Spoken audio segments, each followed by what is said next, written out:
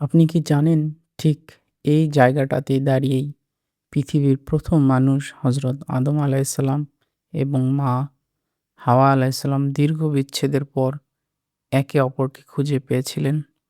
এখানেই আকাশ থেকে নেমে এসেছিলেন মহান আল্লাহর অবারিত ক্ষমা আর করুণা। লাব্বাইক আল্লাহুম্মা লাব্বাইক, এই ধ্বনিতে আজ প্রকম্পিত আরাফার আকাশ বাতাস। এটি কেবল একটি ধূসর মরুপ্রান্তর নয়, এটি সেই জায়গা যেখানে নবী করিম সাল্লাল্লাহু আলাইহি ওয়াসাল্লাম তার জীবনের শেষ ভাষণ দিয়েছিলেন। আজ হাজার হাজার মানুষ এখানে দাঁড়িয়ে তাদের সকল পাপের জন্য ক্ষমা চাইছে। কেউ কাঁদছে নিজের জন্য, কেউ বা হারিয়ে যাওয়া প্রিয়জনের জন্য।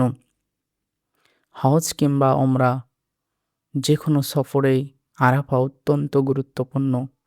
যারা ওমরায় যান তারা অবশ্যই আরাফা জিয়ারত করতে চান।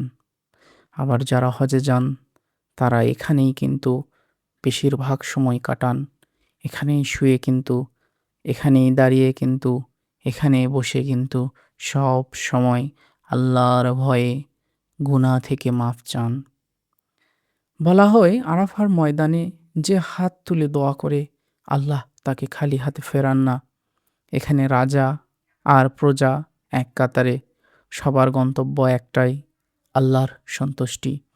ভাবুন তো, কিয়ামতের সেই ভয়াবহ দিনে আমরা এভাবে আল্লাহর সামনে দাঁড়াবো, কিন্তু সেদিন কি আমরা আজকের মতো ক্ষমার সুযোগ পাব?